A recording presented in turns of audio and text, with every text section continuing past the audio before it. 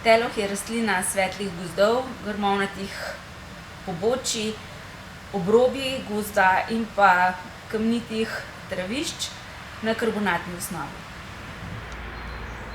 Črni teloh ali Heliobor singor je ena prvih rastlin, ki nas pozdravi s svojim razkošnim cvetenjem ravno v obdobju, ko praktično nič ne cveti.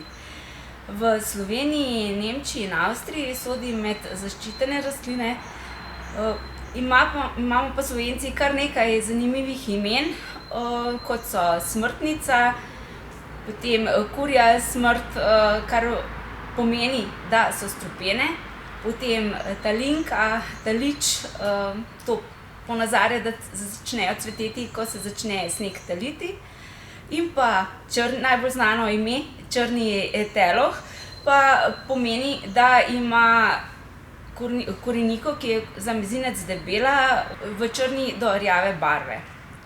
Telohi ne zacvetijo kar čez noč, ampak začnejo svoje popke nastavljati že v avgustu mesecu. Ti rastejo in se razvijajo do septembra meseca, nato pa pod zavetjem listov, skrito našim očem, čakajo na ugodne temperaturne razmere. Popki takoj, ko poženejo iz zemlje, so beli, v kolikor je intenziteta sonca močna, postanejo roza barve in potem se začnejo razvijati. Ker pa cvetovi ostajajo toliko časa na sami rastlini, so od začetka tudi snežno beli, zato je tudi bela roža, potem se razvijajo v rozast odtenek, če je intenziteta zelo močna, tudi kar precej rdečkasta, in konec sezone, to se pravi, lahko se potegne tudi do maja meseca, pa so zelene barve.